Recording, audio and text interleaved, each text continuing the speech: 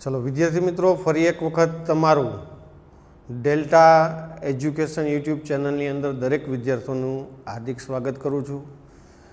हवे जे आपणे प्रवेशनी अंदर આપણે આગળ જોયા મોટા દાખલા વિભાગ એની અંદર જે 8 માર્કના આપણે પૂછાય છે એમાં આજે આપણે આગળ છે જોઈએ પ્રવેશની અંદર ખાસ પાઘડીના હવાલાઓ છે તમને જો ધ્યાનપૂર્વક એની સચોટ અસર આપશો તો કોઈ તમને પ્રશ્ન ઉપસ્થિત થશે નહીં। અને જે આપણે નામું જે ભણી રહ્યા છીએ દ્વિનોંધી નામા પદ્ધતિ અનુસાર એટલે કે એક અસર ઉધાર થતી હશે તો બીજી અસર છે એ જમા થતી હશે। તો આ રીતે ખાસ પહેલી અસર તમે કઈ આપો છો તેના ઉપરથી તમારે બીજી અસર જે આપવાની રહેશે।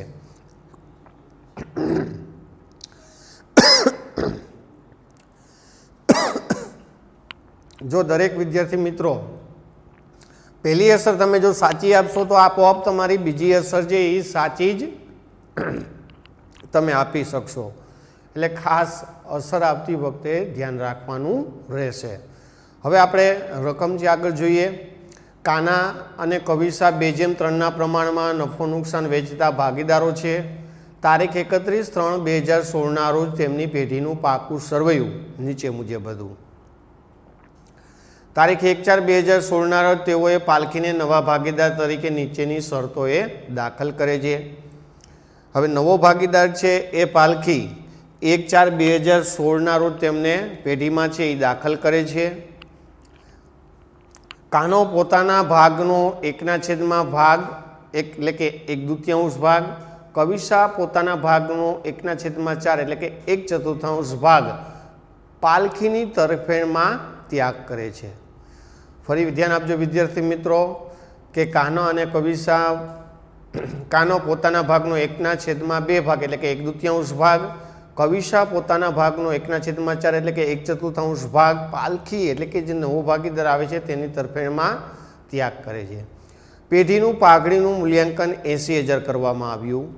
त्यारबाद त्रीजो हवालो जोईए आपणे तो काना अने कविसा तेमने मळेल पाघड़ी पैकी 50% पाघड़ी उपाड़ी जशे। बहु अगत्यनो हवालो छे, खास एनी असर आपवामां आपणे दरेक विद्यार्थी मित्रों ध्यान आपीशुं। यंत्रों पर 10% घसारो मांडी वाळવો, देवादारोमांथी ₹6,000 घालखात तरीके मांडी वाळवा अने 15% घालखात अनामतनी जोगवाई करवी। रोकाणोनी बजार किंमत 15,000 छे जे ચોપડે लाववी। कारीगर वळतर पेटे 50,000 दावो मंजूर राखवो। लेणदारोने 10% लेणदारोमांथी 10% लेणदारोने चूकववा पड़शे नहीं। पालखी मूडी तरीके 1,20,000 अने तेना भागनी पाघड़ी रोकड़मां लावशे। आ रीते आपणने हवालाओ छे आपेला छे। जरूरी खाताओ तैयार करो अने नवी पेढीनुं पाकું સરવૈયું तैयार करो। तो नवी पेढीनुं पाकું સરવૈયું आपणे तैयार करवा माटे सौथी पहेला आपणे पुनः मूल्यांकन खातुं, रोकड़ बैंक खातुं, मूडी खातुं अने नवी पेढीनुं पाकું સરવૈયું એટલે કે આપણે દાખલો ગણવા માટે 4 ખાતાની જરૂરિયાત છે એ રહેશે। તો દરેક વિદ્યાર્થી મિત્રો ધ્યાન આપશે। આપણે ફટાફટ છે ખાતા દોરી લેશું। પુનઃ મૂલ્યાંકન ખાતું, રોકડ બેંક ખાતું અને મૂડી ખાતું, आ रीते आपणे 3 खाताओ छे ए दौरवाना रहेशे। झड़पथी आपणे खाताओ छे दौरी लेशुं એટલે આપણો સમય છે એ બગડે નહીં। પુનઃ મૂલ્યાંકન ખાતું, ખાતાને આપણે 2 ભાગમાં ડિવાઈડ કરી છે એનાથી શું આપણે કોઈ પરિચિત છીએ। વિગત રકમ રૂપિયા, विगत रकम रुपया। हवे आपणे रोकड़ खातुं छे तैयार करशुं। विगत रकम रुपया,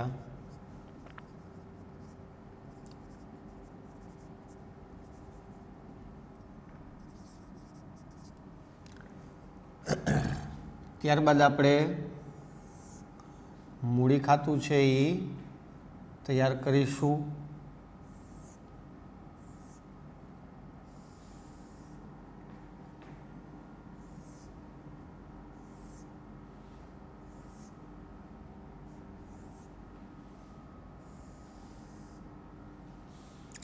મૂડી ખાતું આપણે તૈયાર કર્યા બાદ પાકું સરવૈયું એટલે કે નવી પેઢીનું પાકું સરવૈયું છે આપણે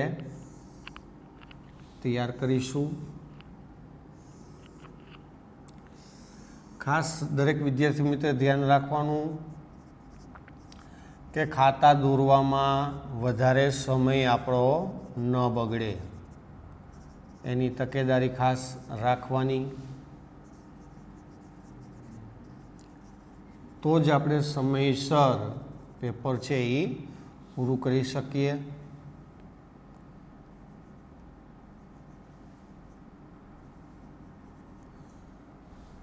કેમ કે આપણે જે પેપર પૂરું કરવાનું છે એ સમય મર્યાદાને ધ્યાનમાં રાખી અને પેપર છે આપણે પૂરું કરશું. K1, K2 અને K3, K1, K2, K3 એટલે કાનો કવિશા એ રીતે આપણે દર્શાવી દઈશું. હવે વિદ્યાર્થી મિત્રો પહેલું જે સ્ટેપ આવશે એ ખાતાની બાકી છે એ દર્શાવીશું. સૌથી પહેલાં આપણે મૂડી ખાતાની જમા બાજુ બાકી આગળ લાવ્યા. કાનામાં 80,000ની બાકી આપેલી છે, કવિશામાં આપણને 1,00,000ની બાકી આપેલી છે. જ્યારે રોકડ બેંક ખાતાની બાકી આપણને 14,000 છે, તો બાકી આગળ લાવ્યા 14,000 આપણે દર્શાવીશું. હવે કાના પોતાના ભાગનો 1/2 ભાગ અને કવિશા પોતાના ભાગનો 1/4 ભાગ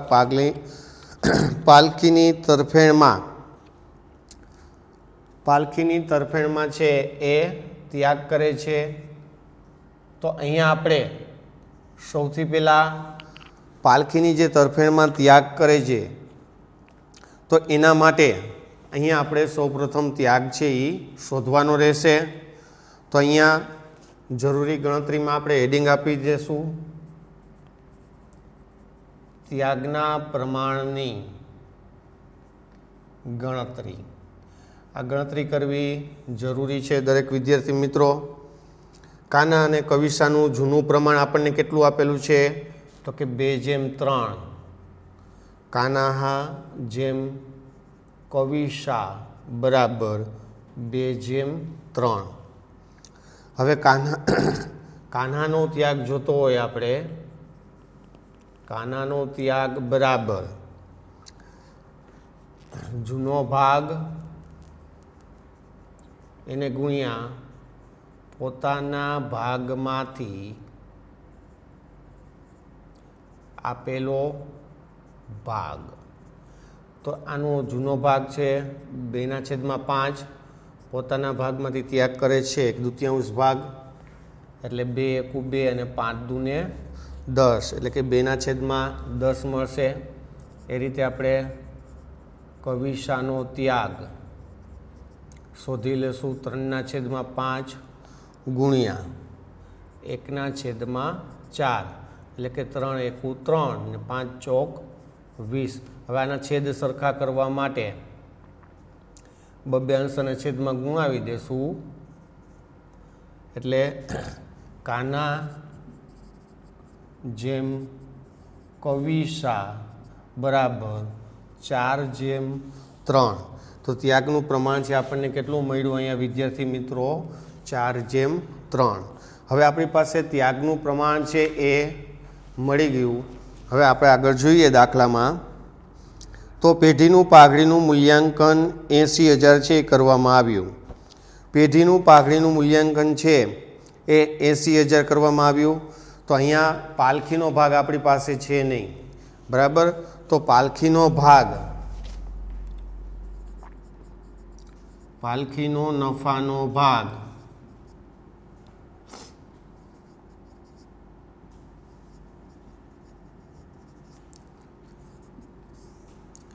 કે પાલખીનો ભાગ બરાબર 4/20 વત્તા 3/20 એટલે કે 7/20 આપણને મળશે. હવે સૌથી પહેલાં આપણે પાલખીના ભાગની પાલખીના ભાગની પાઘડીની રકમ. હવે પેઢીનું પાઘડીનું મૂલ્યાંકન છે 80,000 કરવામાં આવ્યું હતું. 80,000 એને ગુણ્યા 7/20 એટલે આપણને મળશે 28,000. તો પાલખીના ભાગની પાઘડીની રકમ કેટલી થશે? તો કે 28,000. હવે આગળ આપણે જોઈએ તો કાના અને કવિસા તેમને મળેલ પાઘડી પૈકી 50% રકમ પાઘડી ઉપાડી જશે. હવે એ પાઘડીની અસર આપવા માટે આપણે જોઈએ તો 9 નંબરનો હવાલો આપણને કહે છે કે પાલખી મૂડી તરીકે 1,20,000 અને તેના ભાગની પાઘડી રોકડમાં લાવશે. તો સૌથી પહેલાં આપણે પાલખી જે મૂડી તરીકે 1,20,000 રોકડા લાવે છે એની અસર આપીએ. રોકડ ખાતાની ઉધાર બાજુ વિગતમાં લખશું આપણે પાલખીના મૂડી ખાતે 1,20,000. મૂડી ખાતાની જમા બાજુ રોકડ ખાતે 1,20,000 પાલખીના ખાનામાં. હવે ત્યારબાદ પોતાના ભાગની પાઘડીની રકમ જે 28,000 રોકડા લાવે છે. તો ધંધામાં રોકડ આવે તો ઉધાર, રોકડ ખાતે ઉધાર તે પાઘડીના પ્રીમિયમ ખાતે 28,000.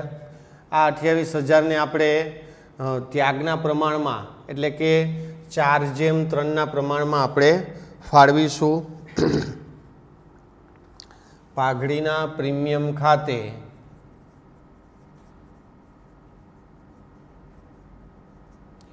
K1ના ખાનામાં એટલે કે કાનાના ભાગે આવશે 16,000, જ્યારે કવિસાના ભાગે આવશે 12,000. ત્યારબાદ આગળ જોઈએ આપણે કાના અને કવિસા તેમને મળેલ પાઘડી પૈકી 50% પાઘડી ઉપાડી જશે. 50% પાઘડી છે ઉપાડી જશે એટલે કે 16,000ના અડધા કેટલા થશે? 8,000. 12,000ના અડધા થશે 6,000. વિગતમાં લખશું આપણે રોકડ ખાતે. હવે રોકડ ખાતાની જમા બાજુ કાન્હાના મૂડી ખાતે 8,000, કવિસાના મૂડી ખાતે 6,000.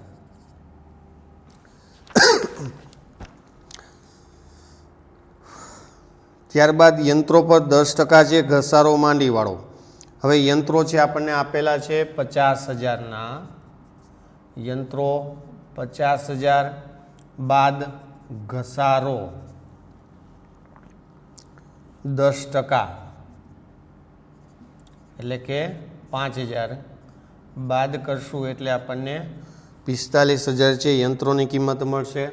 ઉધારમાંથી બાદ કરી એટલે જમા અસર થઈ. બીજી અસર આપણે ઉધાર આપશું યંત્રો ખાતે 5,000.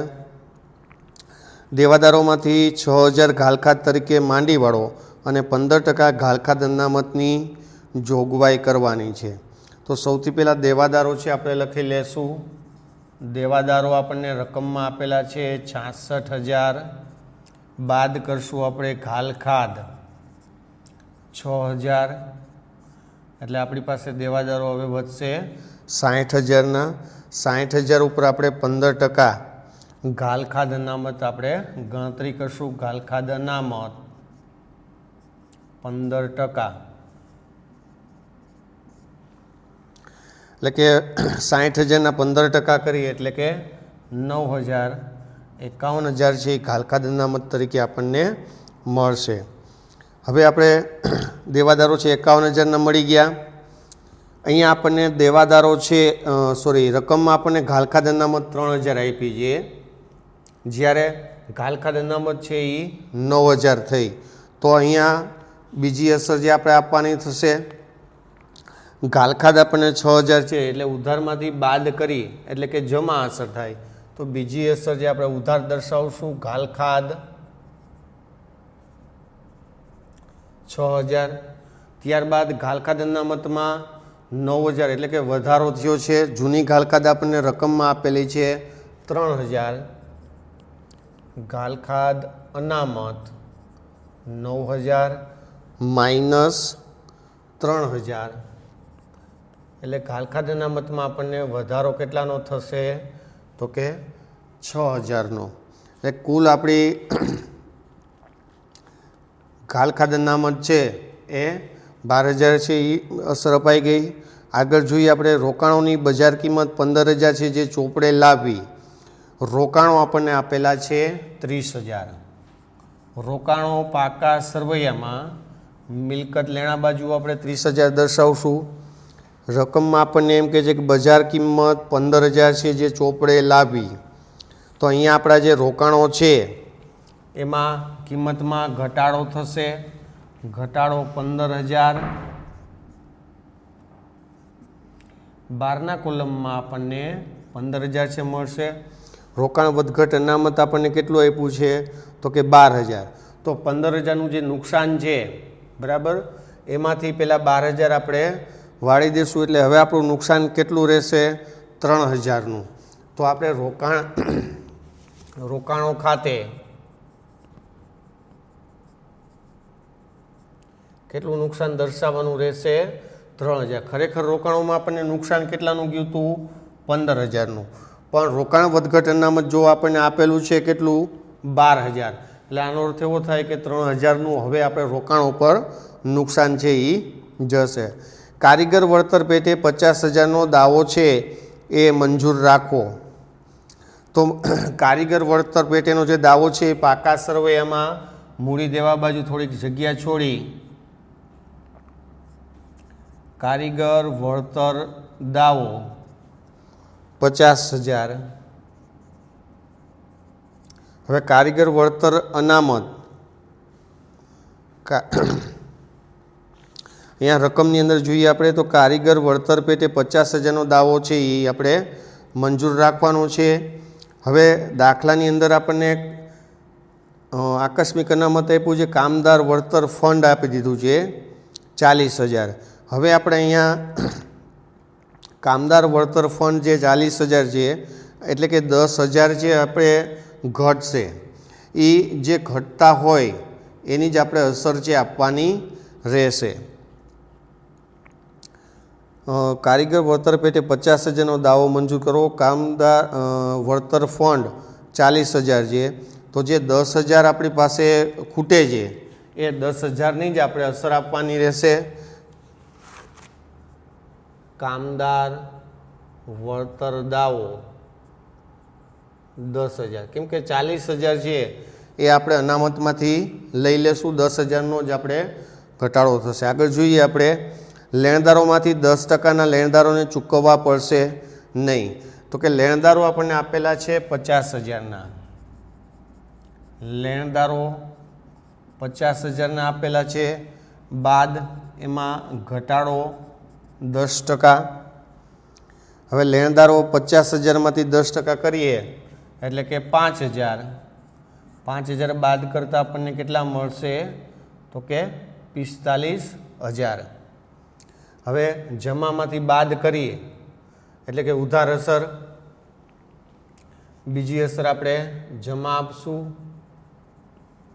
લેણદાર ખાતે 5000। ચાલો હવાલા છે આવી ગયા।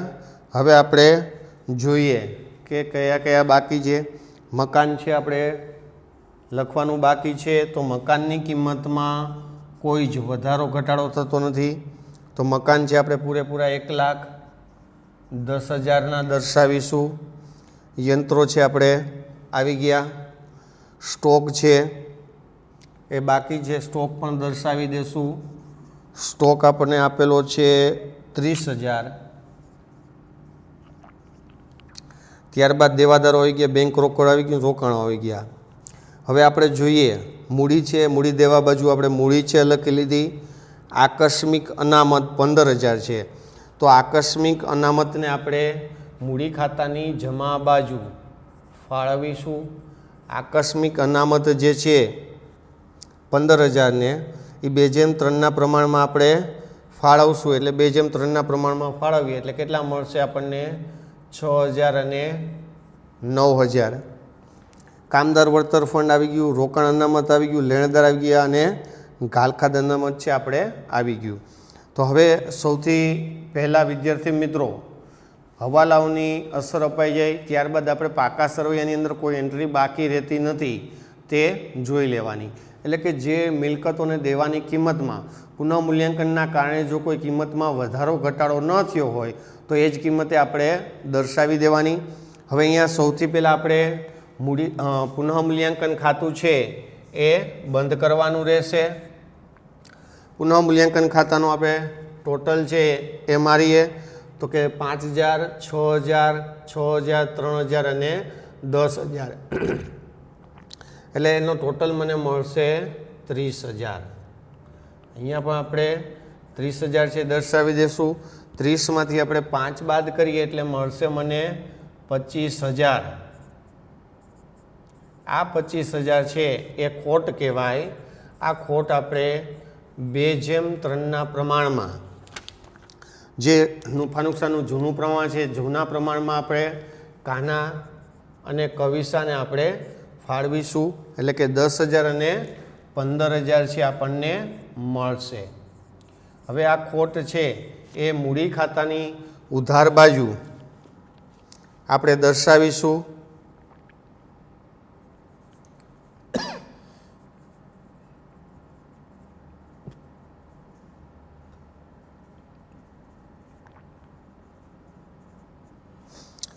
હવે ત્યારબાદ મૂડી ખાતું છે આપણે બંધ કરવાનું રહેશે.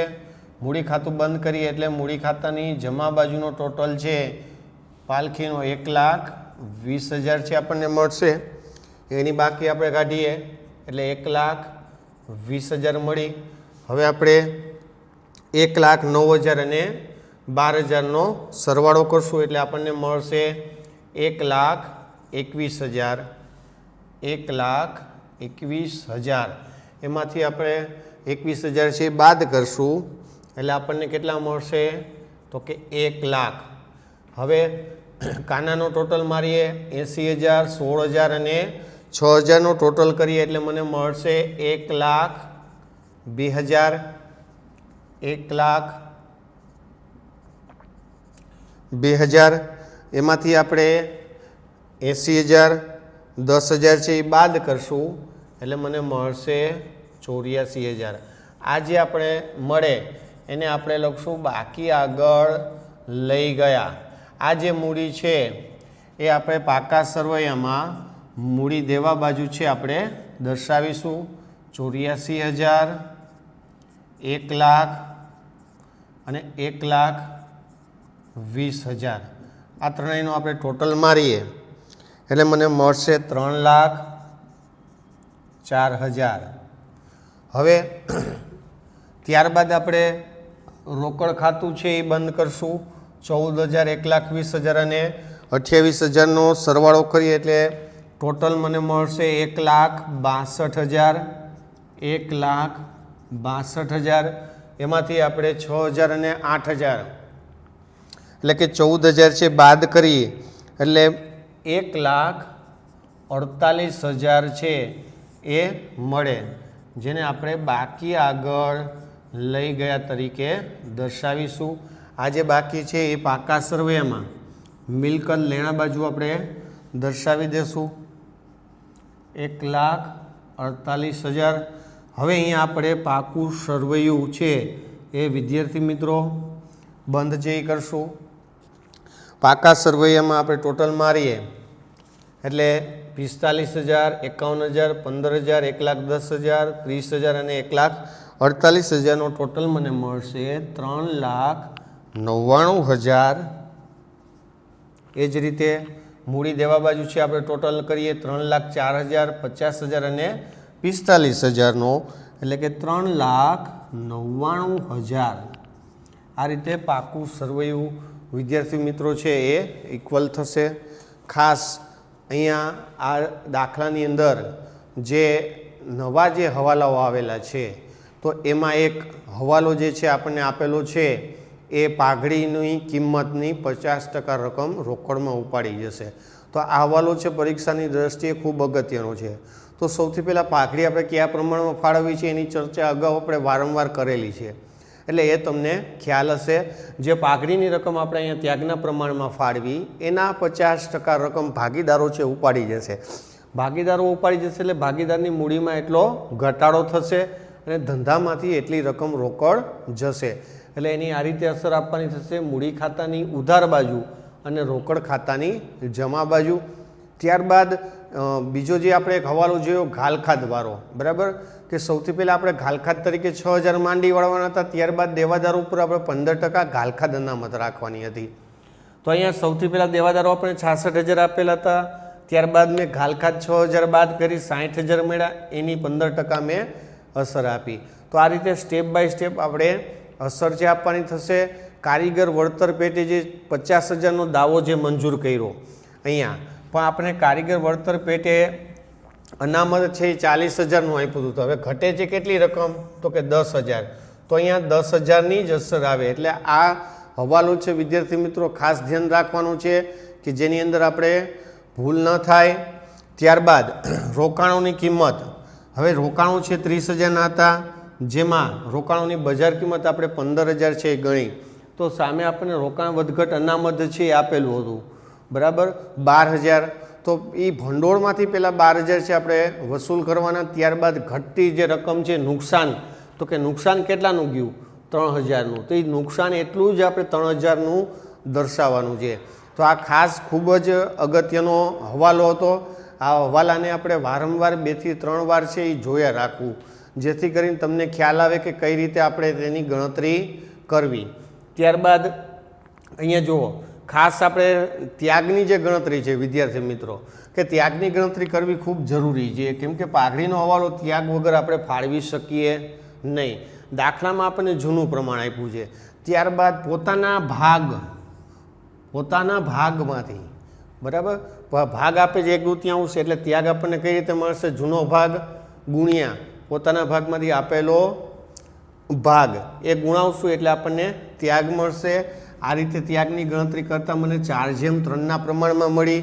પછી આ બંનેનો ત્યાગ છે એ કેનો થશે, તો કે નવો ભાગીદાર જે પાલખી આવે છે એ પાલખીનો નફાનો ભાગ થશે। એટલે બંનેનો સરવાળો કરીએ ત્યારે આપણને પાલખીનો નફાનો ભાગ મળશે। એ પાલખીના નફાના ભાગના આધારે પાલખીના ભાગની પાઘડીની રકમ છે આપણે શોધીએ, એટલે આપણને કેટલા મળ્યા, 28,000। તો આ રીતે વિદ્યાર્થી મિત્રો સ્ટેપ બાય સ્ટેપ દાખલાઓ છે ગણવા પડે। જે દાખલાઓ ગણતી વખતે જ્યારે નવા હવાલાઓ આવે તો એ હવાલાની આપણે કેવી રીતે અસર આપી છે તે ખાસ જોવાનો આગ્રહ રાખવો। આ રીતે વારંવાર જોશો એટલે દરેક વિદ્યાર્થી મિત્રો સરળતાથી અને સહેલાઈથી તમે બધા જ આન્સર છે એ સાચા આપી શકશો। Thank you very much.